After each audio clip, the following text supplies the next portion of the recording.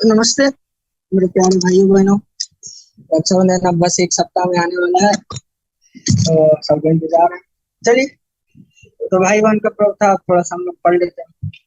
तो मेन क्या है कि हम लोग पिछले बार जो कहाँ तक किए थे, फॉर्मूला मास तक। ठीक है, फॉर्मूला मॉलिक्यूल मास और फॉर्मूला मास में यही अंतर है कि फॉर्मूला मास जो है किसके लिए डिफाइन है।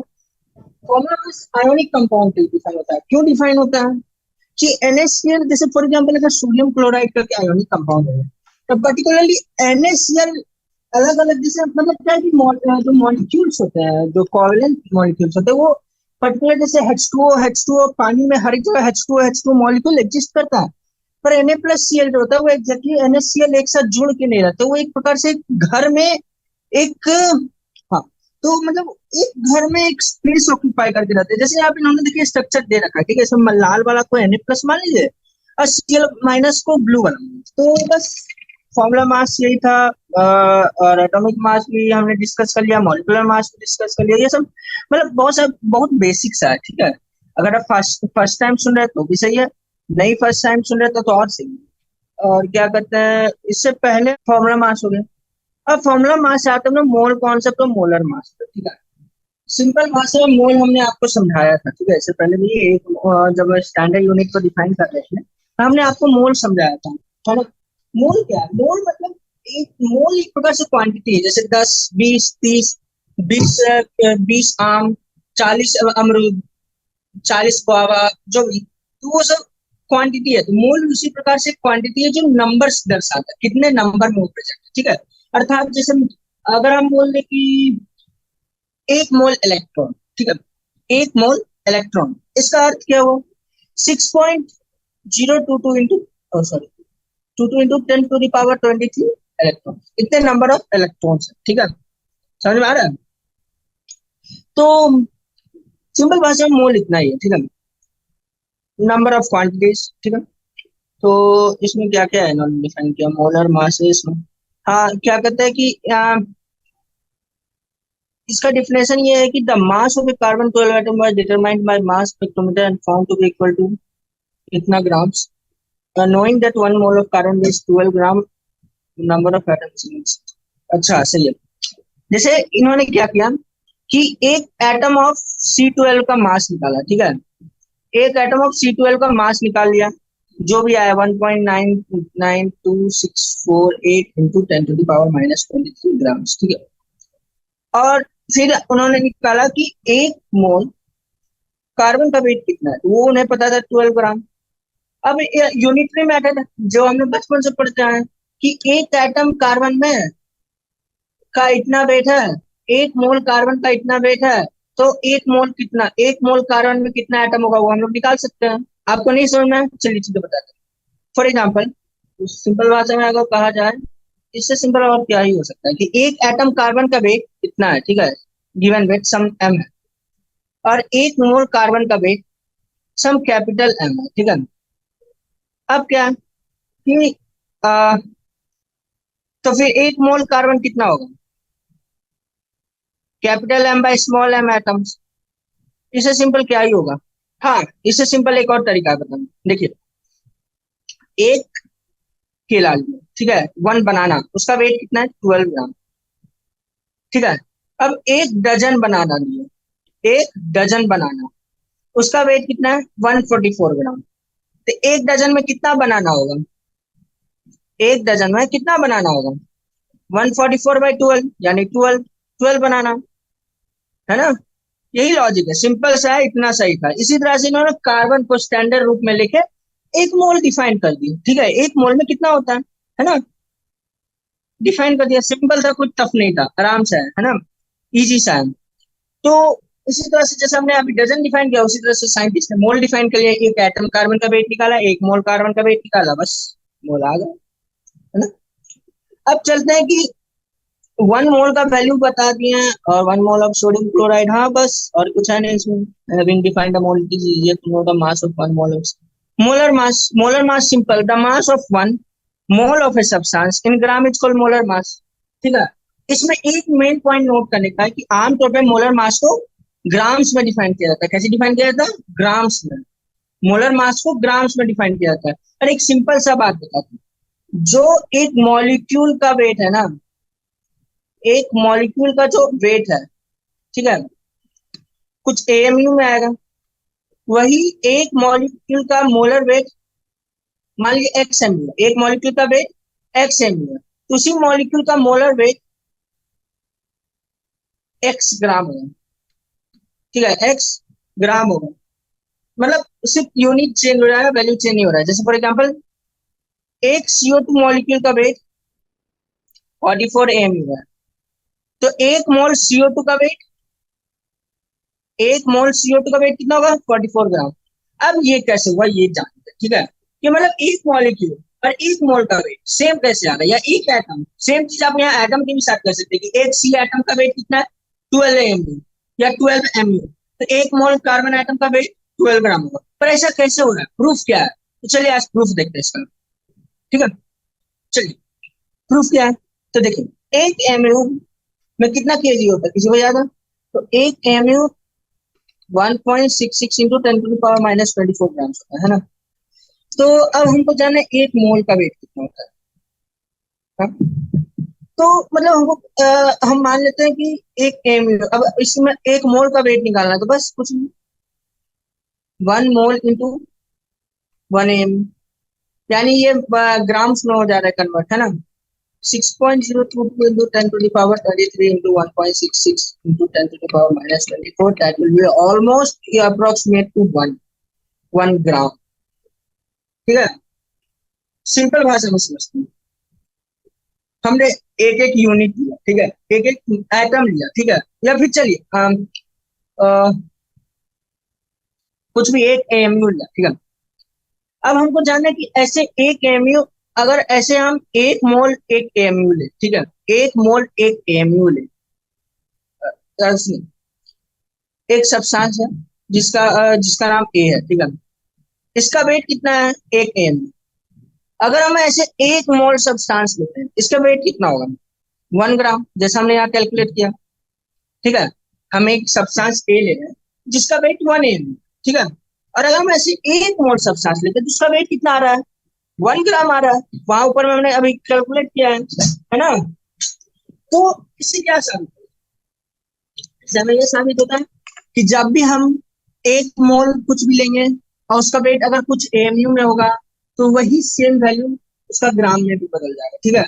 फिर से जैसे अगर मान लीजिए किसी कोई एटम है, ठीक है, कोई भी सब्सटेंस लिए जिसका वेट कुछ एक्स एमयू है, ठीक है, तो उसका 1 मोल में जब वेट उसका एक मोल सब, जैसे कोई भी सब्सटेंस लिए जिसका वेट एक्स एमयू है, तो उसी सब्सटेंस को अगर हम एक मोल लेते हैं तो उसका वेट जो आएगा वो एक्स ग्राम होगा, ठीक है। वही अगर वाई मोल लेते हैं तो एक्स वाई ग्राम होगा, ठीक है, सिंपल है, कोई दिक्कत नहीं ना। अब चलते हैं परसेंटेज कॉम्पोजिशन। परसेंटेज कॉम्पोजिशन क्या होता है?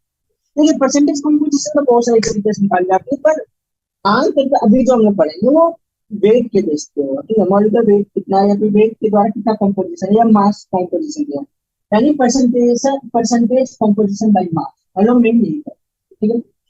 तो ऐसा कुछ है कि इसके बेस पे आगे बहुत सारे प्रॉब्लम है। हमने जब पहली बार कराया था इसको तब हमने थ्योरी इतना बताया नहीं, तो वैसे ही बस करा के चल रहे थे, पर अब थ्योरी बता रहे हैं। तो आपको बता दें कि ये सेम टू सेम मॉडल मतलब कैसे करना है, सॉरी इस टॉपिक पे बेस्ड बहुत सारे क्वेश्चन अभी एनसीईआरटी के बैक में देखेंगे, ठीक है, बहुत सारे क्वेश्चन है। हम आपको सिर्फ इसका अभी एक एग्जांपल दिखा देते हैं, ठीक है। परसेंटेज कंपोजिशन का बेसिकली कुछ डिफिनेशन नहीं होता, पर सिंपल भाषा में कहें कि वेट में बाई वेट कितना कॉम्पोजिशन है, मतलब कितना पार्ट है। समझ आपको एग्जांपल दिखा दें, ठीक है। लोग फिर से बता दें, percentage percentage composition by mass या वेट कर रहे हैं, ठीक है। ऐसे मास या वेट का केमिस्ट्री में तो इतना फर्क नहीं पड़ता, पर फिजिक्स में बहुत इंपॉर्टेंस है, ठीक है। मास और वेट दो अलग चीज है, ठीक है, तो फिजिक्स में बहुत इंपॉर्टेंस पड़ता है, तो केमिस्ट्री में तो कुछ खास तो फर्क नहीं पड़ता, ठीक है। तो लेट्स चले चलते हैं हम H2O लेते हैं, ठीक है। H2O का मॉलिक्यूलर वेट कितना होता है 18 ग्राम, है ना, 18 ग्राम्स। उसमें हाइड्रोजन का वेट कितना होता है 2 ग्राम्स टोटल, ऑक्सीजन का 16 ग्राम। तो अगर हमसे कोई पूछे percentage composition of hydrogen in water by mass, that will be equal to mass of hydrogen in the compound, कितना है 2 grams, by total mass of compound कितना है 18 ग्राम इंटू 100%, परसेंटेज बोला ना, इंटू 100%। ठीक है, क्या हो गया इससे? बस अब उसका ना 100% आ गया, जितना वन लगाना है ना। ये क्या दे रखा? अच्छा, इन्होंने थोड़ा कुछ ज्यादा एग्जैक्ट वैल्यू लिया है। यहाँ पे इन्होंने हाइड्रोजन का जो वेट लिया है 1.008 लिया है और उस हिसाब से आंसर किया। ठीक है, क्या है ना, इस चैप्टर में एनसीईआरटी पर्टिकुलरली कुछ ज्यादा ही एग्जैक्टनेस दिखाती है, मतलब कि सारा वैल्यू एग्जैक्ट ले लिया, हाइड्रोजन का वेट एग्जैक्ट लिया जा रहा है, ऑक्सीजन का वेट एग्जैक्ट लिया जा रहा है। आमतौर पे आगे के चैप्टरों में इतना एग्जैक्टनेस नहीं देखा जाएगा। ठीक है, ये मोस्टली से किसी चैप्टर में इतना एग्जैक्टनेस एकदम इतना का इतना ही वैल्यू लेना है, ना एक कम ना एक ज्यादा, ये सिर्फ फर्स्ट चैप्टर, सेकंड चैप्टर में ऐसा नहीं है। ठीक है, सेकंड या उससे आगे वाले चैप्टर में हमने तो कहीं नहीं देखा। आम तो इतना अप्रोक्सीमेशन लेने का भी जरूरत नहीं होता अनटिल मेंशन्ड। अगर एग्जाम पेपर में बोल दे कि वेट इतना ही लेना है तो आपको उतना ही लेना है। हाँ, ऐसा नहीं है कि एग्जाम पेपर के पहले क्वेश्चन में बोल दिया वेट इतना लेना है तो सेकंड क्वेश्चन में भी सेम ही वेट लेना है, अगर सेम चीज है तो। जरूरी नहीं है, अगर सेकंड के क्वेश्चन में मेंशन है तब सेम वेट ले लीजिए, अगर मेंशन नहीं है तो आप अप्रोक्सीमेशन करके भी लिख सकते हैं। हमको नहीं लगता कुछ उतना एरर होना चाहिए। या ठीक है यार, जो एग्जैक्ट है वही फॉलो करिए, बेस्ट होगा। जो एग्जैक्ट है उसको फॉलो करिए, एरर की चांसेस कम होंगे, क्योंकि हमें पता नहीं ना है एग्जामिनर का मूड क्या है। जैसे क्या होता है, पेपर क्या होता है, बेस्ड होता है एग्जामिनर के मूड पर। ठीक है, उसको जैसा मन करेगा वैसा दे देगा। पर्टिकुलरली जे में हो तो हम यही देखते हैं। और मैथ का पेपर बाप रे बाप इतना भारी कर देता है, फिजिक्स केमिस्ट्री पेपर एकदम आसान सा दे देता है। कोई भी 95 95 ला सकता है फिजिक्स केमिस्ट्री में, अगर अच्छे से पढ़ ले। ठीक है, तो मतलब आप एक बार फिजिक्स केमिस्ट्री पढ़ लिए तो आपका लाइफ सेट उस वक्त के पेपर में। अब अभी पैटर्न क्या फॉलो हो रहा है हमको पता नहीं है, तो अभी हम कर नहीं सकते। तो ऐसा नहीं है कि हम करिए फिजिक्स केमिस्ट्री पढ़ लिया मैथ छोड़िए तो लाइफ सेट हो गया, नहीं। मैथ भी पढ़ना है, फिजिक्स केमिस्ट्री मैथ तीनों इंपॉर्टेंट। ठीक है, तीनों एक दूसरे को पूरक है। कि ऐसे भी मैथ के बिना तो फिजिक्स केमिस्ट्री होने से रहा, तो आपको मैथ तो पढ़ना ही होगा चाहे कुछ हो। ठीक है, अगर मैथ में अच्छा स्कोर कर पा रहे तो बहुत बड़ी बात है। ऐसे सब लोग को मैथ इजी लगता है, पर हमको मैथ से बहुत मुश्किल लगता है। कोई बात नहीं। ठीक है, तो इस तरह से हमने क्या कहते हैं हाइड्रोजन का परसेंटेज कॉम्पोजिशन बाई मास निकाला। परसेंट, फिर उसी तरह से परसेंटेज कॉम्पोजिशन ऑफ ऑक्सीजन भी निकाल सकते हैं, सिंपल सा है। अगर एग्जैक्ट वैल्यू लेके चले तो ठीक है, वैसे ही करते एग्जैक्ट वैल्यू इन्होंने लिया है। तो एग्जैक्ट वैल्यू में हाइड्रोजन का वेट इन्होंने 1.008 लिया है, ऑक्सीजन का 16.00 लिया है, तो ऑक्सीजन के साथ इन्होंने अन्याय कर दिया। चलिए कोई बात नहीं, तो वेट निकाल देते हैं तो आ रहा है करीब H2O का यहाँ 2 इंटू करना होगा तो करीब आ रहा है 18.016। ठीक है, तो percentage composition of O by mass, oxygen by mass in H2O equal to 16 by 18.02, 18.016 को अप्रोक्सीमेट करके 02 मान लिया इंटू इंटू 100%। ठीक है, इस तरह से हम लोग कैलकुलेट कर सकते हैं और हमारा वैल्यू आ जाएगा। अब एक बात बताएं, इसको फिर से कैलकुलेट करने की जरूरत नहीं था इतना मल्टीप्लाई कर। क्यों? क्योंकि H2O में सिर्फ H और O ही है। ठीक है, तो अगर हमने H का परसेंटेज निकाल लिया है ना, अगर हमने H का परसेंटेज निकाल लिया O का भी निकाल लेंगे डायरेक्ट। कैसे? H का परसेंटेज प्लस O का परसेंटेज इक्वल टू 100%, है ना। H का परसेंटेज प्लस O का परसेंटेज इक्वल टू 100%। अब इसे पूरे एग्जाम्पल देख लें कि मान लीजिए खीर है। ठीक है, खीर खा रहे हैं। ठीक है, अब खीर कैसे बनता है? चावल, दूध, चीनी और ड्राई फ्रूट। चलिए उतना मान लेते कि मेरा उतना अमीर ही नहीं है तो हम ड्राई फ्रूट्स नहीं यूज करें, मेरे पास उतना पैसा है नहीं, गरीब है। तो चावल, दूध, चीनी, यही तीन। अब ऐसा तो नहीं कि चीनी नहीं मिलाएंगे तो फिर खीर ही बर्बाद हो जाएगा, थोड़ा सा ही बनाएंगे, पर दूध, चावल, चीनी।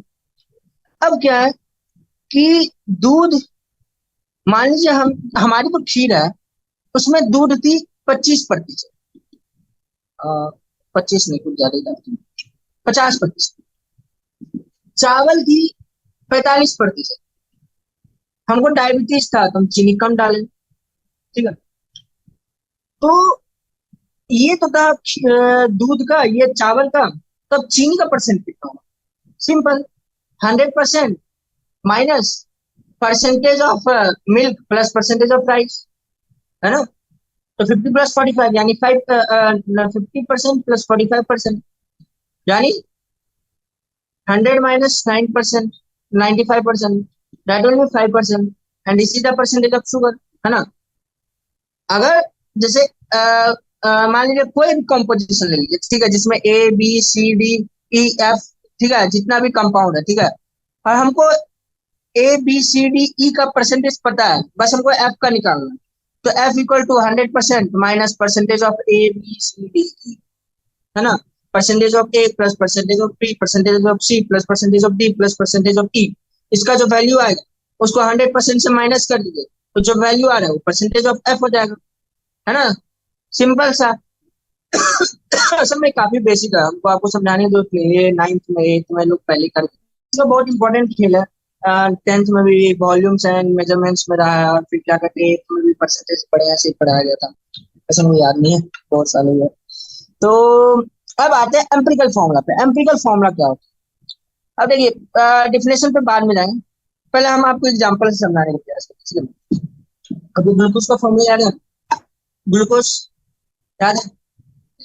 याद ही होना चाहिए, 10th में बहुत बार आया। तो एफ इक्वल टू, हाँ ये हो गया, हाँ पहले तो ग्लूकोज का फॉर्मूला C6H12O6। अब क्या है कि इसका एम्पिरिकल फॉर्मूला होगा CH2O, अर्थात क्या है कि ये जो है ना, इसको सिंपलेस्ट रेशियो में कर दीजिए, ठीक है। इसका रेशियो क्या है फिलहाल? 6:12:6। इसको सिंपल में बदल दीजिए 1:2:1, और बस यहाँ डाल दीजिए।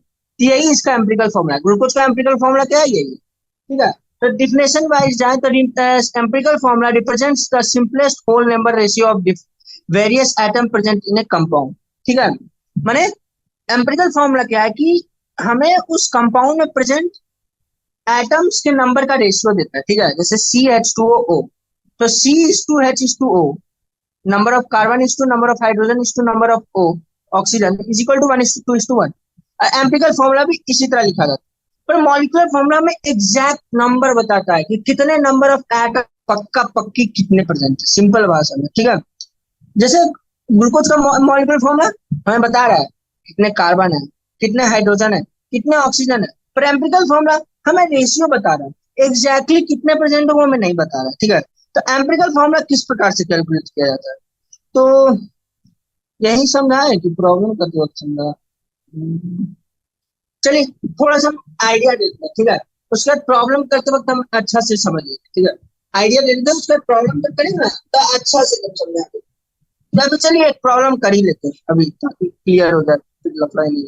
हाँ चलिए 1.3 वाला क्वेश्चन, ठीक है। मतलब अभी क्वेश्चन कराने नहीं चालू किया, बस वो एग्जाम्पल समझा रहे, ठीक है। तो ताकि उस टाइम करने की जरूरत ही नहीं पड़ेगा, स्किप कर देंगे। चलिए तो 1.3 क्या कर रहा है कि इसमें आयरन कितना है? 69.9%, ठीक है। ऑक्सीजन कितना है? 30.1%, ठीक है। तो अब क्या करते हैं हम लोग इस केस में, सब मान लेते हैं कि इसका वेट 100 ग्राम, ठीक है। तो टोटल मॉलिक्यूल का वेट 100 ग्राम। अब क्या करेंगे कि आयरन का वेट निकालेंगे, तो आयरन का वेट कितना होगा? 69.9 बाई 100 इंटू 100 इक्वल टू 69.9 ग्राम, ठीक है। इसको टेबुलर फॉर्म में भी करते हैं, हम बताते हैं, पहले इसको इस तरह से, ठीक है। उसके बाद ऑक्सीजन का वेट कितना होगा? 30.1 ग्राम। उसको लिख नहीं रहे हैं, आई होप समझ में आ रहा होगा, ठीक है। परसेंटेज जैसे की वैसे ही आयरन में जैसे की वैसे ऑक्सीजन। अब क्या है कि हम लोग इस Fe और O को सबसे सिंपलेस्ट नंबर से डिवाइड करेंगे, ताकि जो Fe इज टू O निकाले, ठीक है। 69.9 इज टू 30.1, पर इस तरह से निकालेंगे, इस तरह से निकालेंगे कि हमको सिंपलेस्ट रेशियो नंबर्स के टर्म्स में, नेचुरल नंबर्स के टर्म्स में, डेसिमल्स में नहीं आना चाहिए, नेचुरल नंबर्स के टर्म्स में आना चाहिए, ठीक है। तो हम लोग को इसका एक कॉमन फैक्टर ढूंढने का प्रयास करेंगे, ठीक है। अरे नहीं नहीं नहीं, ऐसे नहीं निकालते, सॉरी सॉरी सॉरी सॉरी। हाँ, अब क्या करेंगे कि आयरन का वेट को इसके मॉलिक्यूलर जो वेट आया उसको उसको मॉलिक्यूलर वेट से डिवाइड करेंगे। तो 69 पॉइंट आयरन का वेट 55.840, तो 56 मान लेते हैं, तो 56 से डिवाइड करिए, है ना। तो 56 से जब डिवाइड करेंगे, तो 56 से जब डिवाइड करेंगे तो 69.9 डिवाइडेड बाई 56 आएगा 1.24, 1.24।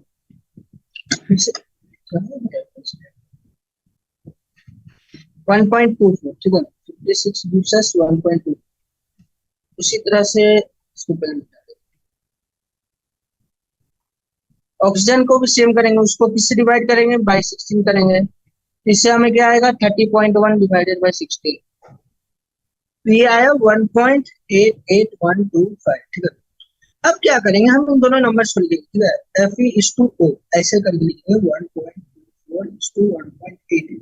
अब प्रयास करेंगे कि इनको सिंपलेस्ट रेशियो में बदले, ठीक है। तो सिंपली इसको 2:3 में आई गेस बदला जा सकता है, इसे मतलब वो एग्जैक्ट वैल्यू होने की जरूरत नहीं, मतलब नियरेस्ट होना चाहिए, ठीक है, नियरेस्ट होना चाहिए, सिंपल रेशियो, ठीक है। अब कैसे, चलिए आपको दिखाते कैसे करते हैं, ठीक है। सबसे पहले एक टेबल बनाइए, ठीक है, दूसरा बढ़िया क्लियर तरीका। उसके बाद लिखिए कंपाउंड्स नेम, ठीक है। कंपाउंड्स नेम में, सॉरी, कंपाउंड्स में कौन कौन आइटम्स, आयरन। परसेंटेज लिखिए 69.9, 30. अब क्या करिए, इन परसेंटेज को इनके एटॉमिक मास से डिवाइड करिए, ठीक है, एटॉमिक मास। तो 69.9 बाई 56, इससे हमें आया 1.2, और 30.1 divided by 60, that gives us 1.88। अब क्या करिए, इन दोनों नंबर को लिखिए, ठीक है, तो सेपरेटली लिखिए, क्लियरली लिखिए, ठीक है। यहाँ पे थोड़ा कुछ हो गया है तो इन सबको मिटा के क्लियरली लिखिए। अब एक ऐसा नंबर ढूंढिए जो दोनों को इंटीजर से डिवाइड करना है, ठीक है, सिंपल रेशियो में डिवाइड करना, ठीक है। या फिर दूसरा तरीका आप कर सकते हैं कि छोटा नंबर को बड़ा नंबर को छोटा नंबर से डिवाइड कर दीजिए, 1.228 1.88 डिवाइड बाई 1.2, इससे आपको वैल्यू आएगा 1.5 समथिंग, ठीक है, जिसको आप अप्रोक्सीमेट कर सकते हैं 3:2, ठीक है। तो बस वो रेशियो यहाँ लिख दीजिए 2:3, मतलब ये हम लोग को एम्पिरिकल फॉर्मूला दे दिया है। अब कुछ नहीं करना, बस इसको इससे मल्टीप्लाई करना है, इसको इससे मल्टीप्लाई करना है, यानी Fe2, बस आ गया, यही एम्पिरिकल फॉर्मूला, ठीक है। अब एक क्वेश्चन, अब इस, लेकिन ये एम्पिरिकल फॉर्मूला, मॉलिक्यूलर फॉर्मूला नहीं। अब मॉलिक्यूलर फॉर्मूला से अब क्या होगा कि अगर आपसे मॉलिक्यूलर फॉर्मूला पूछा तो आपको मॉलिक्यूलर मास देगा और बोलेगा कि एम्पिरिकल फॉर्मूला निकाल, सॉरी, बोलेगा मॉलिक्यूलर फॉर्मूला निकाल, ठीक है। वो आपको मॉलिक्यूलर मास देगा, कंपोजिशन देगा और आपसे पूछेगा मॉलिक्यूलर फॉर्मूला निकालिए। कैसे करना है कि सबसे पहले एम्पिरिकल मास फॉर्मूला का मास निकालिए, ठीक है। तो एम्पिरिकल फॉर्मूला का मास कितना है, अब क्या करिए, आपको वो कुछ मॉलिक्यूलर फॉर्मूला देगा, मान लीजिए इस केस में दिया 320, ठीक है, मॉलिक्यूलर फॉर्मूला मान लीजिए 320। तो अब क्या करिए, एक इंटीजर निकालिए n equal to given molecular formula, sorry, given molecular mass by empirical mass, this will be equal to in this case 2, ठीक है। अब क्या करिए, इस 2 को मॉलिक्यूलर एम्पिरिकल फॉर्मूला से मल्टीप्लाई करिए, that will give us Fe4। ये होगा हमारा मॉलिक्यूलर फॉर्मूला। ऐसे ये कंपाउंड एग्जिस्ट नहीं करता है, बता दे, ये कंपाउंड एग्जिस्ट नहीं करता, पर यहाँ पे सिर्फ समझाने के लिए आपको बताया, ठीक है। मॉलिक्यूलर फॉर्मूला होगा Fe4O6, ठीक है, बस सिंपल। इसी तरह से हर एक क्वेश्चन को सॉल्व किया जाता है, ठीक है, एम्पिरिकल फॉर्मूला के रिगार्डिंग। हमने आपको एम्पिरिकल फॉर्मूला समझा दिया, मॉलिक्यूलर फॉर्मूला समझा दिया, और आपको कैसे कैलकुलेट करना है वो भी बता दिया। यहाँ पे एनसीईआरटी में इन्होंने एग्जाम्पल भी दे रखा है, आप उससे भी देख के कर सकते हैं, सिंपल है, कोई दिक्कत नहीं है। एग्जाम में आप टेबल बना के कर सकते, बोर्ड एग्जाम में कर सकते कि नहीं पता नहीं, पर हाँ जेईई मेंस और एडवांस में कर सकते हैं, क्योंकि वहाँ प्रोसेस आपको कोई देख नहीं रहा है, आप कितना फास्ट और कितना जल्दी सॉल्व कर पा रहे यही देखेगा, है ना। जेईई मेंस जेईई एडवांस में तो कोई देखने से, ठीक है। और हाँ, हम आपको याद दिला दें फिर से कि नीरज कुमार सॉल्व करने का प्रयास करेगा, या PYQ previous year questions important होते हैं, बहुत ज्यादा इंपॉर्टेंट, ठीक है। स्टैगोमेट्री एंड स्टैगोमेट्री कैलकुलेशन, जरा सा हम देखो। तो अब आते हैं stoichiometry. Stoichiometry one of the most important concept of chemistry, ठीक है। इतना इंपॉर्टेंट है कि हर जगह इसका लगभग यूज है, केमिस्ट्री के हर एक पार्ट में लगभग इसका यूज है, ठीक है। हर जगह आपको ये उपयोग में आएगा। स्टाइकोमेट्री क्या है, स्टाइकोमेट्री आखिर स्टाइकोमेट्री है क्या? तो स्टाइकोमेट्री एक प्रकार से study on a chemical reaction है, जिससे हम लोग पता करते हैं कि कितना, मतलब अगर हमने इतना रिएजेंट दिया, आपको पता है रिएजेंट प्रोडक्ट, रिएजेंट और प्रोडक्ट क्या होता है? रिएक्टेंट एंड प्रोडक्ट, ठीक है। तो रिएक्टेंट प्रोडक्ट सिंपल सा है कि मान लीजिए A plus B gives us C plus D, तो ये ए प्लस बी रिएक्टेंट है, सी प्लस डी प्रोडक्ट है। सिंपल भाषा में बस इतना ही होता है, इससे ज्यादा एक्सेस कुछ है नहीं करने को मेरे पास इसके लिए। The two things, the two or more things which are reacting in a chemical reaction are called reactant, and as a reaction the compound formed are called product of the reaction. Simple भाषा में यही definition है। देखिए अगर आपको English बोलने आता है ना, या फिर आप इंग्लिश सेंटेंस फॉर्म कर सकते हैं, तो आपको डिफिनेशन रटने का जरूरत नहीं होता है, लॉजिक समझिए या हिंदी में उस चीज को समझिए। ये आपकी जो मातृभाषा है, ऐसे हम तो हिंदी में ही बोल रहे थे, अगर आप क्लास सुन रहे तो हिंदी वाली मातृभाषा होगी आपकी। मतलब मातृभाषा हिंदी के अलग अलग वेरिएंट्स भी होते हैं, ऑफिशियली 22 होते हैं और अलग अलग बोल भी सकते हैं, तो आपको समझ में आ ही जाती होगी जो भी। तो आप अपनी जो भी चीज को उसको अपनी मातृभाषा में पहले कन्वर्ट करिए, ठीक है। कोई भी ऐसी चीज जो रिएक्शन में रिएक्ट करती है उसको रिएक्टेंट कहते हैं, हो गया हिंदी वाला। अब उसको इंग्लिश में ट्रांसलेट कर लीजिए, anything which react in a reaction is called reactant, बस। देखिए इंग्लिश से हिंदी से इंग्लिश का नहीं, यही सिंपल तरीका है। और हर जगह आप डिफिनेशन रखते फिर तो माथा खराब हो जाता है। इंग्लिश थोड़ा सा स्ट्रांग रखिए, हिंदी में याद रखिए और उसको ट्रांसलेट कर दीजिए, बस, है ना। याद किया समझ लीजिए, सिंपल सी बात है। रिएक्टेंट और प्रोडक्ट का डिफिनेशन कोई रखता थोड़ी है, समझ लेता है कोई, है ना। अब आता है कि स्टाइकोमेट्री क्या करता है कि हमें बताता है कि अगर हमने इतना अमाउंट ऑफ रिएक्टेंट किया तो कितना अमाउंट ऑफ प्रोडक्ट आएगा, ठीक है। अगर हमने इतना अमाउंट ऑफ रिएक्टेंट किया, कितना अमाउंट ऑफ प्रोडक्ट आएगा, ठीक है। आमतौर पर जो रिएक्टेंट होता है वो हम लोग मोल्स में लेते हैं, और फिर मोल्स से उसका कन्वर्ट करते वेट में, ये वो जो निकालना होता है। आप बोल देगा ए का इतना मोल लिए, बी इतना मोल लिए, तो सी कितना मोल आएगा, डी कितना मोल आएगा, सी का वेट कितना होगा, डी का वेट क्या होगा, यही स्टाइकोमेट्री है, ठीक है। स्टाइकोमेट्री में एक अहम पार्ट बता दे, जैसे देखिए बैलेंस रिएक्शन को याद आ जाए, हाँ, CH4 plus 2O2 gives us CO2 plus H2O, 2H2, ठीक है। तो ये सब तो रिएक्टेंट है, ये मॉलिक्यूल है, एक प्रोडक्ट है। तो इन सब, ये सब क्या है, केमिकल कंपाउंड्स है, ठीक है।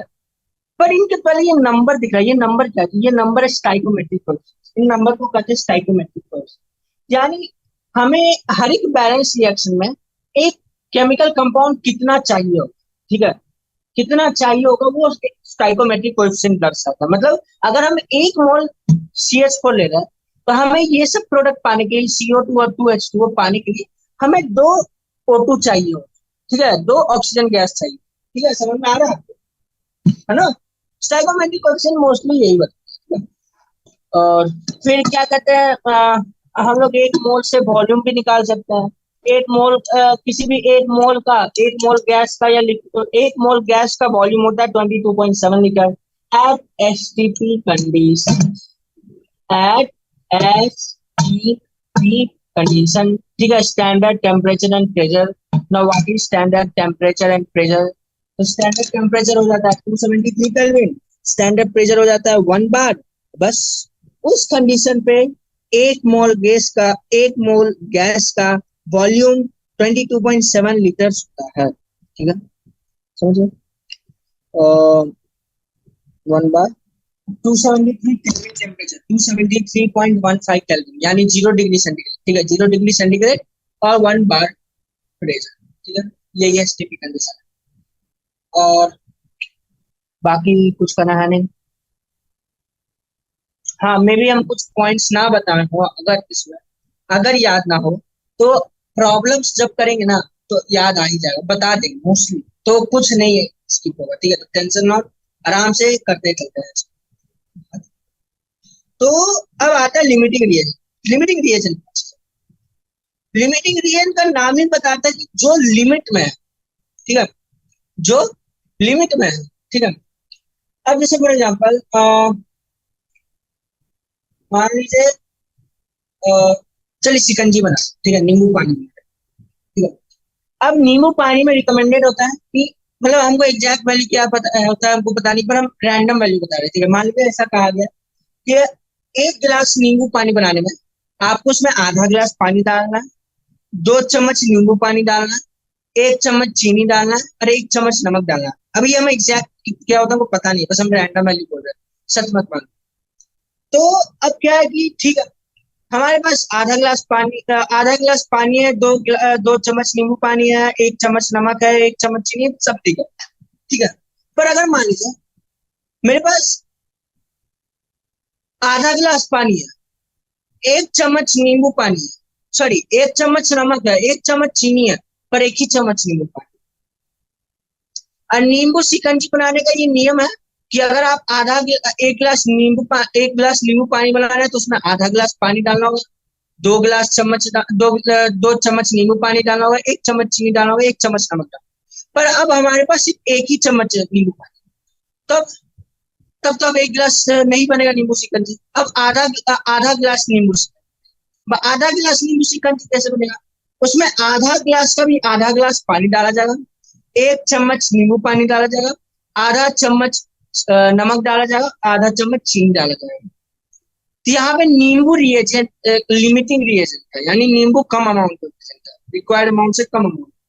ठीक है, बकवास से एग्जांपल था, पर आई होप समझ में आ गया होगा जो कॉन्सेप्ट बताना चाह रहे। नहीं तो रिएक्शन के द्वारा भी अभी समझा। ठीक है, अ, जैसे मान लीजिए हम ले रहे हैं बर्निंग ऑफ हाइड्रोकार्बन, उसमें हाइड्रोकार्बन में कौन सा? मीथेन।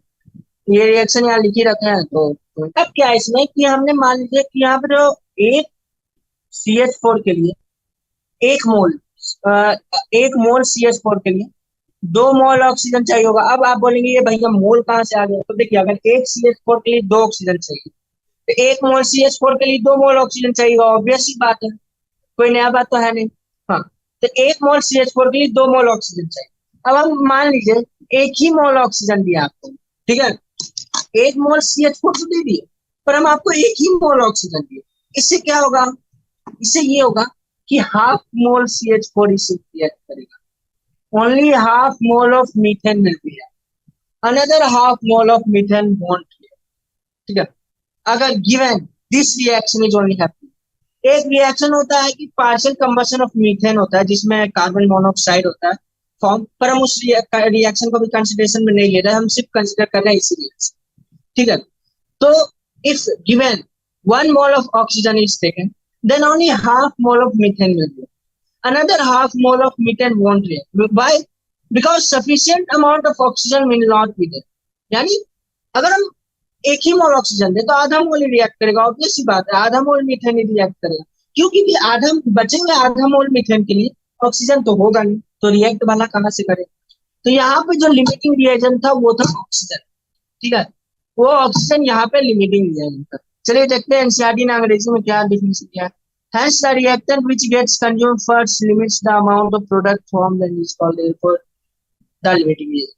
वही बात है, यहाँ पे ऑक्सीजन पहले खत्म हो गया, मीथेन बचा ही रह गया, इसलिए ये O2 लिमिटिंग रिएजेंट होगा। एक और बात, रिएक्टेंट को कई जगह रिएजेंट भी कर देते हैं। ठीक है, रिएक्टेंट को कई जगह रिएजेंट भी कर देते हैं। ठीक है, पर रिएजेंट रिएक्टेंट दो अलग अलग चीजें होती है, जिसका ब्रॉड या फिर रिएक्टेंट रिएजेंट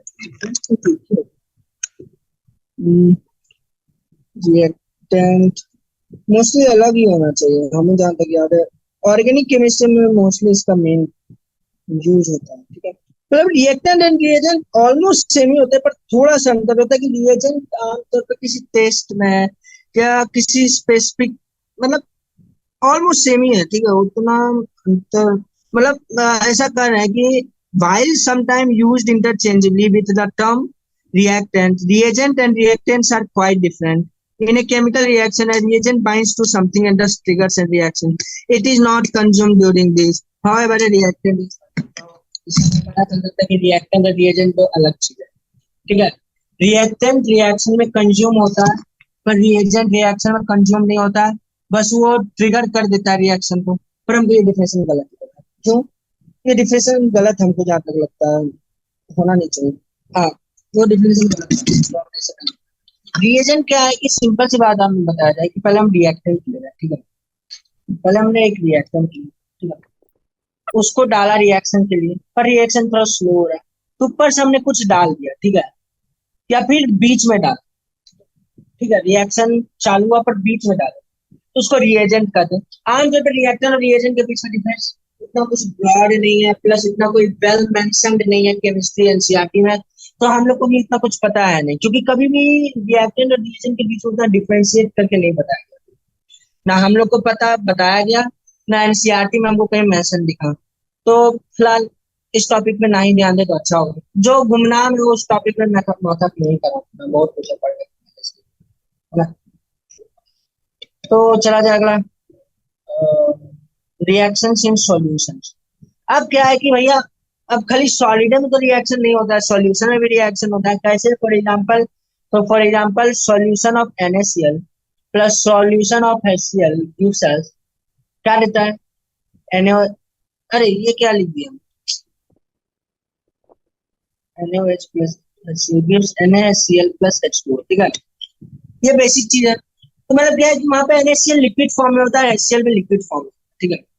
तो उस लिक्विड फॉर्म में हमने कुछ कुछ यूनिट को डिफाइन किया, वो क्या क्या है? मास परसेंट और weight, mole fraction, molarity, molality, और भी चीजें हैं जो आगे सॉल्यूशंस करके एक चैप्टर होता है, ठीक है, सॉल्यूशंस करके एक चैप्टर होता है 12th में, सेकेंड ईयर में, इंटरमीडिएट सेकेंड ईयर में, 12th में, उसमें और भी चीजें डिफाइन किया की गई है। तो मेरा कहना है कि आप उन सभी को भी एक बार देख लीजिए, ठीक है, उन सभी चीजों को भी एक बार देख लीजिएगा, ठीक है। अभी हम यहाँ पे एनसीईआरटी में मेंशन चीजों को, या फिर क्या हम वो भी बता देंगे, फिलहाल ये चार करते हैं, उसके साथ अगर टाइम रहता है तो वो भी चीजें बता देंगे, ठीक है। अच्छा, इन्होंने बैलेंसिंग है केमिकल रिएक्शन बता रखा है, तो बैलेंसिंग है केमिकल रिएक्शन हमको नहीं लगता आपको बताने की जरूरत है, 10th में ऑलरेडी किए ही होंगे, या नहीं किए हैं तो बता देते हैं, बता देते हैं। यहाँ उन्होंने उतना अच्छा से नहीं दिया है, 10th वाले में उन्होंने अच्छा से बताया। चलिए, तो पहले मास परसेंटेज और वेट परसेंटेज, अच्छा इन्होंने डिफाइन नहीं किया है प्रोग्राम। और टेंशन नहीं लीजिए, ये सब जो देख रहे हैं लग रहा है कि क्वेश्चन बड़ा लंबा था, अभी सेम टू सेम मॉडल्स करेंगे एग्जांपल्स में, तो उसमें सेम टू सेम मॉडल है तो आपको समझ में आ जाएगा सामने से। तो बैलेंसिंग एक बता देते, ठीक है। तो मान लीजिए आपको बैलेंस करना है, मान लीजिए इनको बैलेंस करना है, कैसे बैलेंस?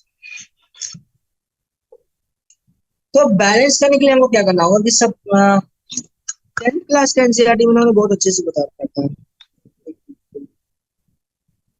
10th भी इम्पोर्टेंट है, सब भूल नहीं जाइए हम। हाँ, अब बैलेंस कर, तो बैलेंस इस प्रकार से किया जाना चाहिए कि जो जिस मॉलिक्यूल में सबसे ज्यादा कंपाउंड्स होते हैं ना, उसको बैलेंस करना चाहिए, ठीक है। जिस मॉलिक्यूल में, अरे सॉरी, कंपाउंड, जिस मॉलिक्यूल में सबसे ज्यादा एटम्स होते हैं उसको बैलेंस करना चाहिए, ठीक है। तो H2O में दो H2 है और एक ऑक्सीजन है, ठीक है, दो H2O है और दो हाइड्रोजन है और एक ऑक्सीजन है, पर इस साइड दो हाइड्रोजन तो है पर एक दो ऑक्सीजन है। तो क्या करते हैं, चलिए पहले ऑक्सीजन, मतलब ऑक्सीजन में दिक्कत आ रहा है, चलिए तो ऑक्सीजन को बैलेंस करें, तो बस 2 हो गया मल्टीप्लाई। तो मतलब मेरे हिसाब से ये बैलेंस हो गया, पर अभी सिर्फ H2O बैलेंस हुआ है, इधर तो हमने चेक ही नहीं किया। इधर देख सकते हैं कि O2 तो बैलेंस है पर H2 बैलेंस, तो H2 को बैलेंस करने के लिए सिंपली बस इधर मल्टीप्लाई करना है। उसी तरह से अलग अलग भी हम Fe प्लस O2 बैलेंस किया जाए, कैसे बैलेंस करें? तो इधर एक Fe है और इधर 3 Fe है, तो उसके हिसाब से पहले इधर बैलेंस कर लेते हैं। इधर 4 ऑक्सीजन है, इधर 2 ही ऑक्सीजन है, बस मल्टीप्लाई करके बैलेंस कर दिए। उसी तरह से और भी तरीके और भी होते हैं, FeO2 Fe2O3, तो प्रोडक्ट साइड में 2 आयरन है, इधर एक ही आयरन है, बस। तो अब इधर 3 ऑक्सीजन है, इधर 2 ऑक्सीजन, तो क्या किया जाए?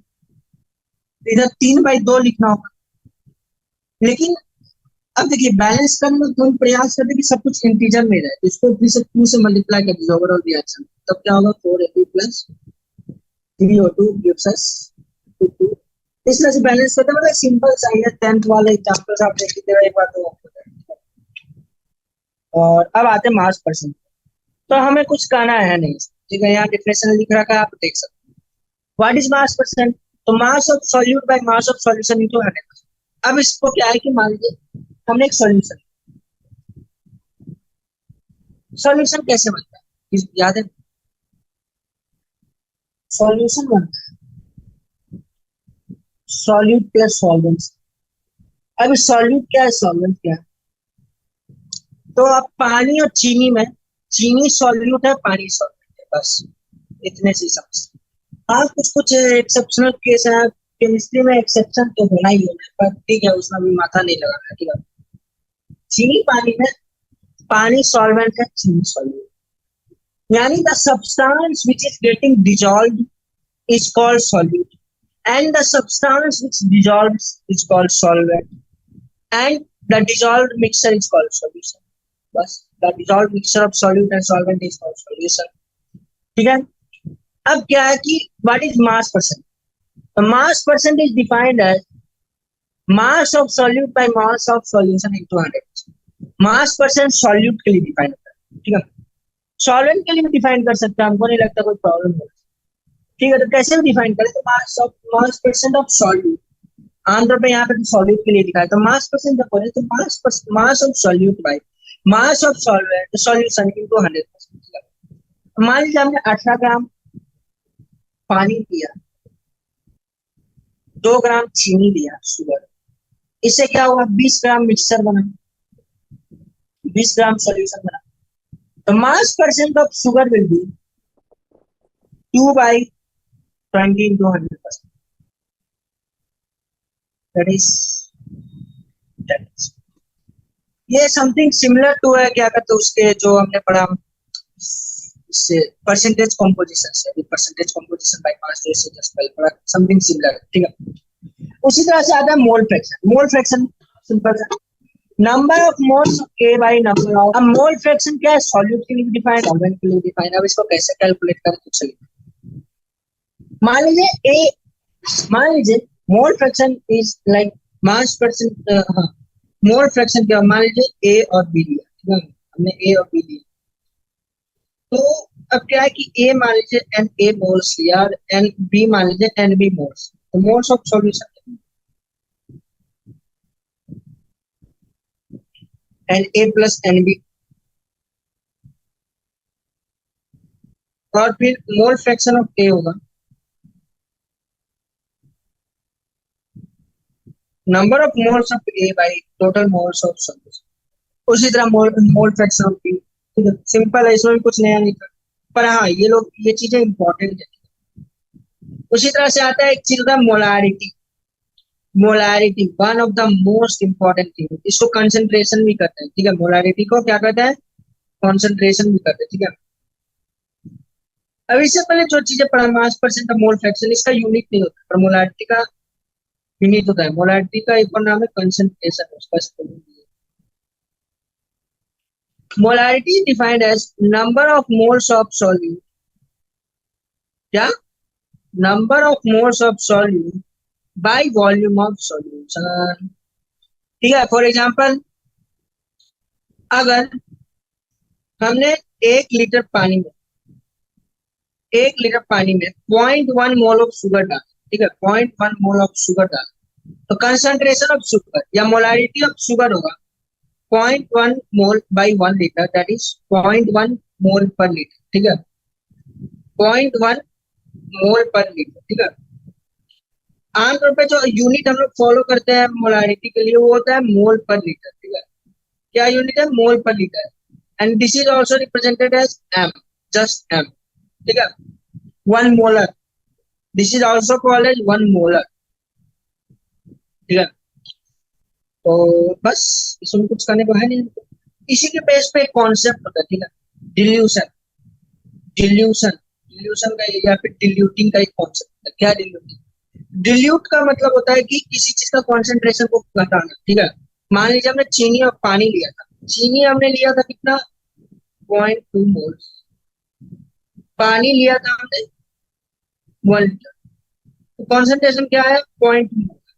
पर वही अगर हम पानी 2 लीटर ले लें तो क्या हो जाएगा, या फिर इसी पानी हम 1 और लीटर पानी ऐड करें तो क्या हो जाएगा, 0.2/2 मोलर, यानी 0.1 मोलर, यानी क्या होगा, मोलारिटी घट गई या फिर कॉन्सेंट्रेशन घट गई।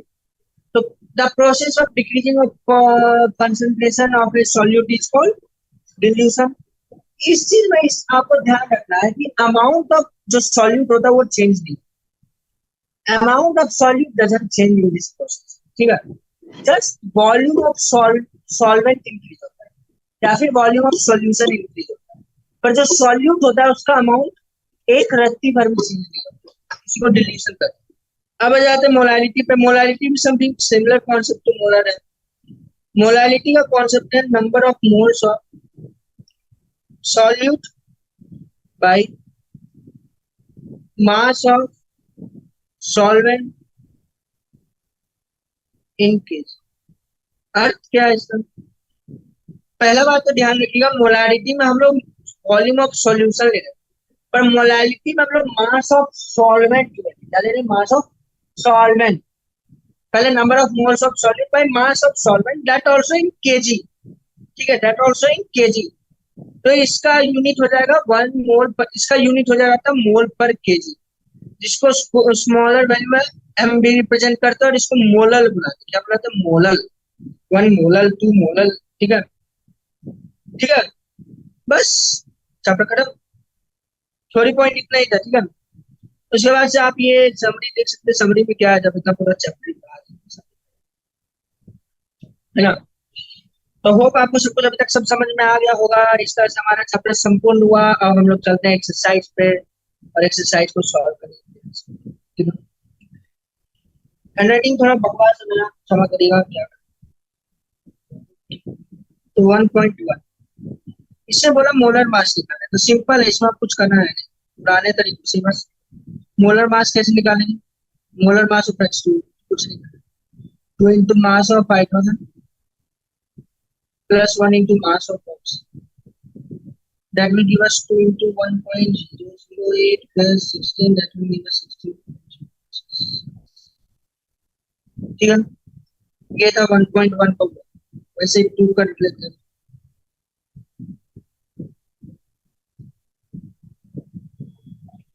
वन इंटू कार्बन का वेट हम जस्ट यहाँ सी लिख रहे हैं, रिप्रेजेंट।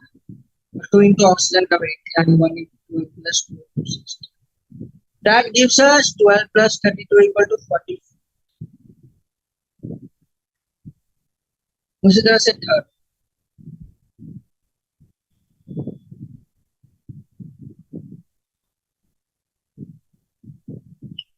मास ऑफ 6,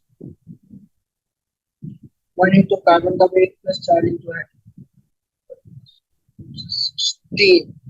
ठीक है, क्लियर? कुछ हाँ नहीं आए थे? नहीं था, बच्चा सही था ना। तो थोड़ा पानी पी के फिर चलते 1.2 पे। आज होप आई होप अभी तो 420 हो गया, 450 तक क्लास चलेगा।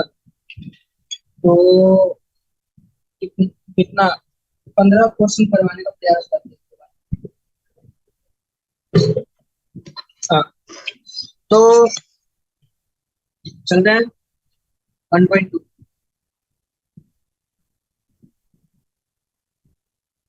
Mass percentage of different element present in sodium sulphate. बहुत इजी, बहुत इजी। अभी से पहले H2 का एग्जांपल लेके समझाया था, वैसे ही भी Na2SO4। ठीक है, सबसे पहले क्या करिए, इसका मॉलिक्यूलर वेट कितना है। तो सोडियम का वेट है 23, 23 दूनी 46, 46 प्लस सल्फर का है 32, 46, अच्छा 23 दूनी 46 प्लस 32 प्लस 96 यानी 46 प्लस 96, तो 46 अगर 4 इधर डालते 100, 142। ये था इसका मॉलिक्यूलर वेट। अब आप क्या करिए, कि पता करिए इसमें सोडियम कितना है, 46, सल्फर 32 है, ऑक्सीजन 60 है ना। Mass of oxygen in the compound, mass of sulphur in the compound, mass of sodium. तो percentage composition of sodium is equal to weight of sodium कितना है 46 by 142 total molecular weight into 100, ठीक है, into 100। That will give us क्या देगा बताइए? आप लोगों को तो हाथ से ही करना है, हम भले कैलकुलेटर यूज कर ले, आप लोगों को हाथ से ही करना है कैलकुलेशन सारा। क्यों? क्योंकि एग्जाम में आपको कैलकुलेटर मिले थे, ऐसा कोई सपना मत देखिए। 32.39%। उसी तरह से परसेंटेज ऑफ सल्फर 32/142 × 100, 22.5354%। उसी तरह से परसेंटेज ऑफ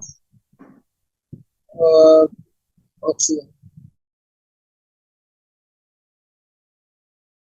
अब क्या है कि कहीं कहीं पे सोडियम का मास का वैल्यू दिया होगा समथिंग 23.0406 या जो भी कुछ वैल्यू दिया होगा, हमको एग्जैक्ट वैल्यू याद है तो हमने वो एग्जैक्ट वैल्यू लेके यहाँ पे नहीं किया, ठीक है। तो अगर आप चाहे तो एग्जैक्ट वैल्यू लेके कर सकते हैं, मे बी फर्स्ट चैप्टर का सवाल को जवाब देने में आपका यही करना चाहिए। क्या करना चाहिए कि थोड़ा एग्जैक्ट वैल्यू लेके चलना चाहिए, नहीं तो बाकी टेंशन मत, आराम से चलिए। उतना एग्जैक्ट वैल्यू याद करना जरूरत नहीं पड़ता, ठीक है। हाँ याद करना पड़ता है पर उतना एग्जैक्ट, और अगर करना भी पड़ रहा है तो करते करते याद होगा। तो अब चलते हैं 1.3 कर ही लिए। 1. ये स्टाइकोमेट्री से question. Calculate the amount of carbon dioxide that could be produced when 1 mole of carbon is one when 1 mole of carbon is burnt in 16 gram of dioxygen, when 2 moles of carbon are burnt in 16 gram of dioxygen। सही है।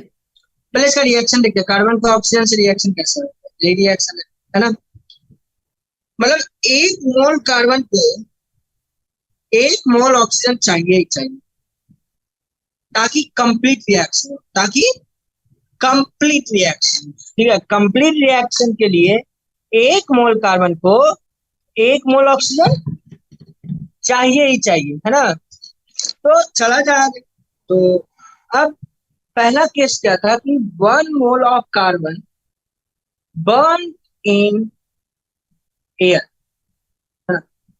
कहाँ burn किया गया? हवा में। हवा में क्या है? अनलिमिटेड ऑक्सीजन, मतलब अनलिमिटेड नहीं, बहुत ज्यादा ऑक्सीजन, ठीक है। तो मतलब यहाँ पे हमें 1 मोल कार्बन को 1 मोल ऑक्सीजन मिल जाए तो इससे क्या होगा, यहाँ पे कंप्लीट कंबशन होगा, यानी यहाँ पे 1 मोल कार्बन डाइऑक्साइड फॉर्म होगा और इसका वेट कितना होगा? 44 ग्राम। सिंपल। उसी तरह सेकेंड क्वेश्चन में चले। 1 mole of carbon in 16 gram of dioxide, इसका अर्थ क्या है? इसका मोल निकाल। पता नहीं आपको मोल्स का फॉर्मूला पता है कि नहीं। मोल्स का फॉर्मूला निकालने का होता है, मोल्स को निकालने का फॉर्मूला होता है गिवन वेट बाय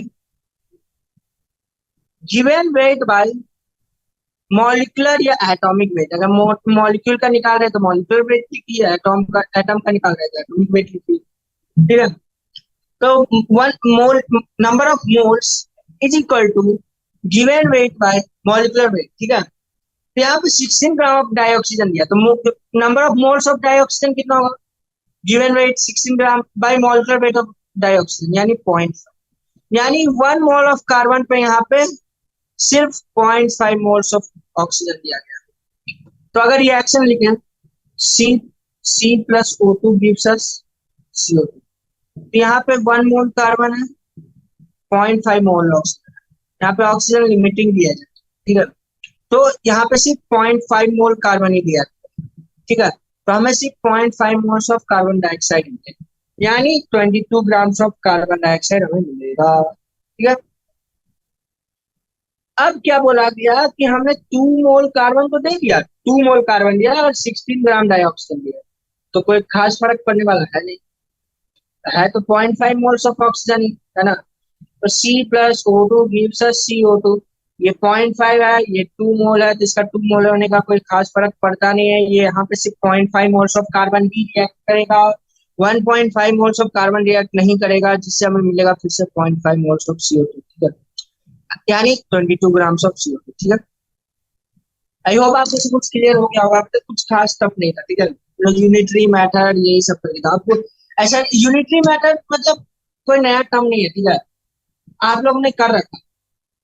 अगर ये टर्म नहीं जानते तो भी अच्छा है, जानते तो भी अच्छा है, ये आप लोगों ने ये कर रखा पहले से, ठीक है। यूनिटरी मेथड एक प्रकार से ऐसा है कि 4 आम का दाम 20 रुपया है, तो एक आम का दाम 5 रुपया हुआ, तो 5 आम का दाम 25 रुपया हुआ। यही है यूनिटरी मेथड, बस। ठीक है, यूनिटरी मेथड यानी यूनिट। पहले हम क्या करते हैं, 4 आम का दाम 20 रुपया दिया है, तो हम उसको पहले एक आम का दाम निकालें, उससे बाद जितना भी आम का दाम निकालें। ठीक है, तो यही यूनिटरी मेथड है, इसमें कुछ है नहीं।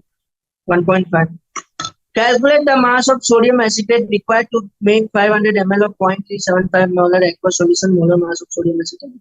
बढ़िया बढ़िया बढ़िया, बहुत बढ़िया। तो पहले देखिए, मोलर मास ऑफ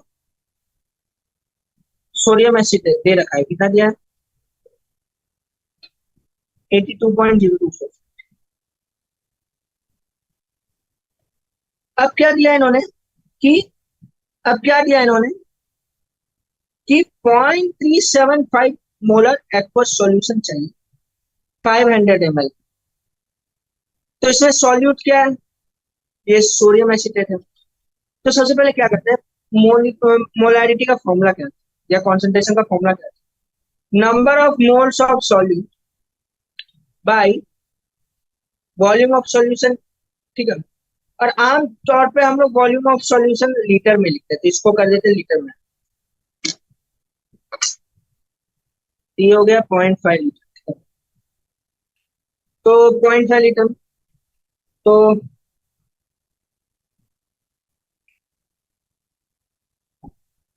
मोलारिटी है 0.375, यहाँ पे वॉल्यूम है 0.5, नंबर ऑफ मोल्स।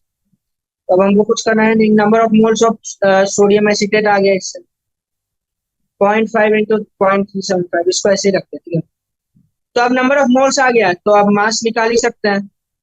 तो mass equal to required mass equal to number of moles into into molecular weight. ठीक है, तो 0.5 इंटू 0.375 नंबर ऑफ मोल्स है, into molecular weight. Molecular weight कितना है? 82.0245। तो बस अब कैलकुलेट करिए।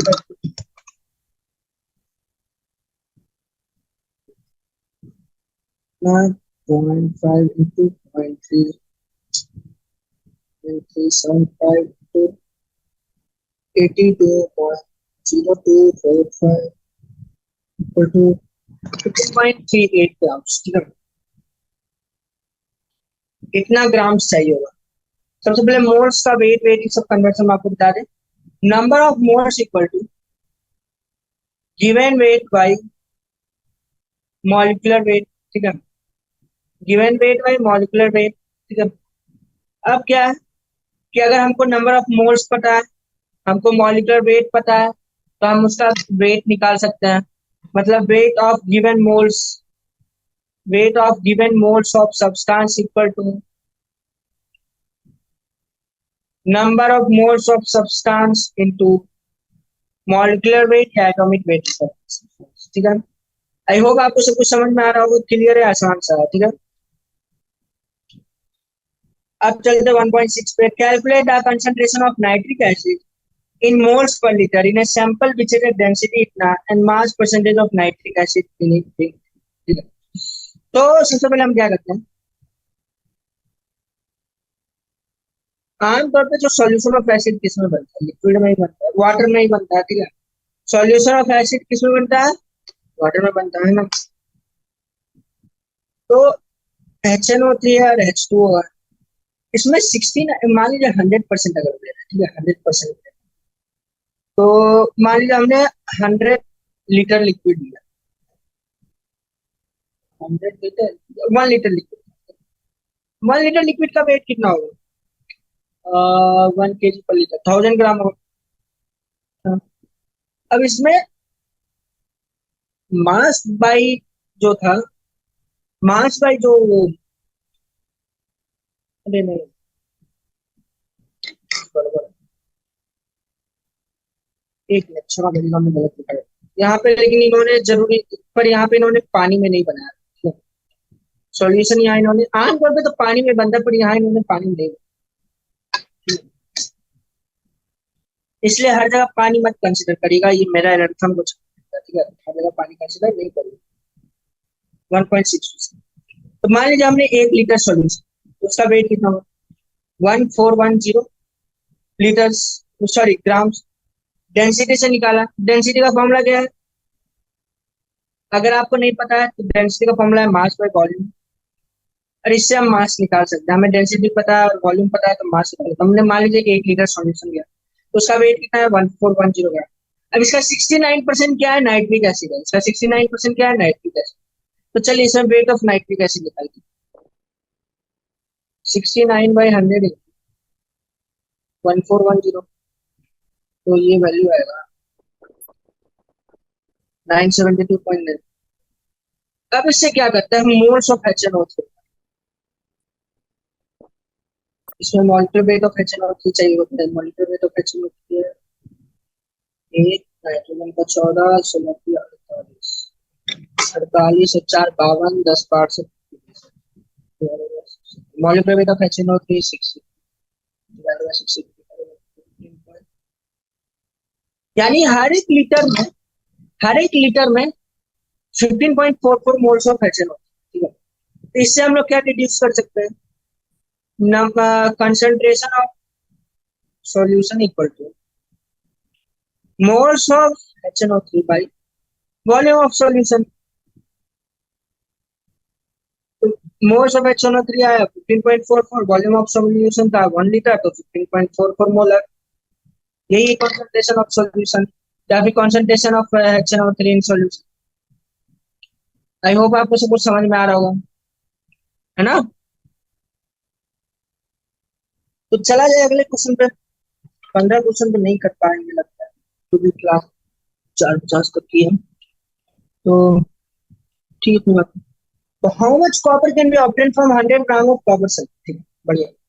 पहले कॉपर का वेट जान, कॉपर का वेट कितना है, कॉपर का मॉलिक्यूलर वेट। तो मॉलिक्यूलर वेट ऑफ कॉपर है 63.5। तो मॉलिक्यूलर वेट ऑफ कॉपर क्या है 63.5। ठीक है, तो CuSO4 का वेट, मॉलिक्यूलर वेट, अरे sorry molecular weight of copper नहीं, atomic weight of copper, correct, atomic weight. तो CuSO4 का क्या कहता है मॉलिक्यूलर वेट कितना होगा 63.5 प्लस सल्फर 32, यानी ये हो जाएगा 39.5। ठीक है, अब क्या कि हमें 100 ग्राम्स ऑफ CuSO4, हमें अरे सॉरी हमें 100 ग्राम्स ऑफ CuSO4, तो CuSO4 दिया, इससे हम लोग मोल्स ऑफ CuSO4 निकाल सकते हैं। तो that value something like 0.62 0.63 moles of CuSO4। तो एक बात जाने, वो बात ये है कि अगर हम 1 मोल CuSO4 ले रहे हैं तो उसमें कितना मोल सी होगा, 1 मोल सी होगा, है कि नहीं। जैसे देखिए अगर हमने 1 मॉलिक्यूल CuSO4 कर लिया, 1 मॉलिक्यूल CuSO4 कर लिया, तो उसमें कितना एटम होगा Cu का, 1 एटम होगा Cu का, 1 एटम सल्फर का होगा, 4 एटम ऑक्सीजन का होगा। तो उसी तरह अगर 1 मोल CuSO4 लेंगे तो उसमें 1 मोल Cu होगा यानी कॉपर होगा, 1 मोल सल्फर होगा, 4 मोल ऑक्सीजन होगा, सिंपल। ठीक है, तो अगर हम 0.63 मोल्स ऑफ CuSO4 ले रहे हैं तो उसमें 0.63 मोल्स ऑफ कॉपर होगा, 0.63 मोल्स ऑफ कॉपर होगा, यानी given in 100 grams of copper sulphate there is 0.60 moles of copper. और अगर हम चाहे तो इसको वेट में भी बदल सकते हैं, तो 0.63 इंटू 63.5 63 का, तो अगर निकाला तो 40.005, यानी in 100 gram of copper sulphate there is 40 gram of copper. बस, इसका दूसरा तरीका भी है निकालने का, वो एक तरीका है by mass percentage. By mass percentage निकालेंगे, जैसे अगर CuSO4 लिया, इसका मॉलिक्यूलर वेट कितना है 159.5, इसमें कॉपर कितना है 63.5, तो मास परसेंटेज ऑफ कॉपर आ जाएगा। मास परसेंटेज ऑफ कॉपर कितना आ जाएगा 63.5 बाई 159.5 इंटू 100%। इसको अगर कैलकुलेट 39.81%। अब इससे हमको पता कि एक क्या कहते हैं उसको कि मतलब 100% कॉपर में बाई वेट 39.81, 100% कॉपर सल्फेट में बाई वेट 39.81% कॉपर, तो फिर 100 ग्राम कॉपर CuSO4 में कितना कॉपर होगा, that will be equal to 39.81 by 100 into 100, that is equal to 39.81 grams। ठीक है, ऐसे थोड़ा डिफरेंट आ रहा है, पर ठीक है कोई बात नहीं, रेंज दे दिया जाएगा। या फिर ऊपर की कैलकुलेशन में कुछ एरर हुआ होगा मेरे से, पर ठीक है, नहीं एरर कुछ हुआ नहीं, डेसिमल सा खेल है ना, डेसिमल सा खेल है तो थोड़ा इधर उधर हो जाता है, ठीक है। आई डोंट थिंक कि कुछ एरर मेरे से, हाँ डेसिमल सा खेल है। तो एरर को मिनिमाइज करने के लिए सबसे बेस्ट तरीका होता है कि आप सारा कैलकुलेशन को एक जगह बार बार मतलब कैलकुलेट मत करो। मतलब क्या है कि जैसे हमने यहाँ मोल्स ऑफ CuSO4 पहले निकाला, उसको बस 100/159.5 ही छोड़, ठीक है। उसके बाद हमने क्या किया कि यहाँ पे 60 कॉपर का वेट निकाला, तो उसके लिए हमने इंटू 63.5 किया। अब मतलब फाइनल रिजल्ट ये, तो अब फाइनल कैलकुलेशन करिए, तो इससे करेक्ट वैल्यू आएगा 39.8। वही अगर तोड़ तोड़ के करते हैं तो थोड़ा एरर आ जाता है, ठीक है।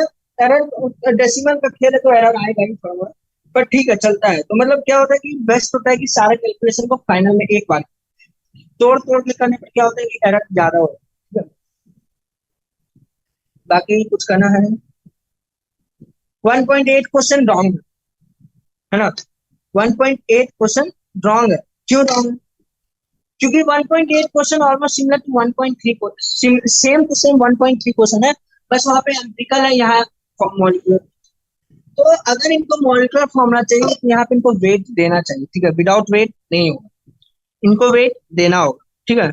सिंस इन्होंने वेट नहीं दिया इसलिए इन्होंने ये एरर किया हुआ है, ठीक है। मोलर मास इनको देना चाहिए, तो मोलर मास जब देते तो फिर निकल सकता था, और हमने आपको बताया कि मोलर मास दिया हुआ रहे तो मॉलिक्यूलर मास कैसे, ठीक है, मॉलिक्यूलर फॉर्मूला कैसे निकालते तो हमने बताया, ठीक है पहले। तो फिर 1.8 स्किप क्या बताया हुआ। अब आते हैं 1.9 पे, 1.10 कर सकते हैं, हाँ। तो 1.10 के बाद हम क्लास बंद करते हैं, ठीक है। 1.9 का सिंपल है, बस ये फॉर्मूला, एवरेज मास का हमने फॉर्मूला बता रखा है, percentage of one isotope into weight of that isotope plus percentage of another isotope into weight of that isotope plus percentage of another isotope into weight of isotope so on by 100। ठीक है, ठीक है, clear, clear है ना।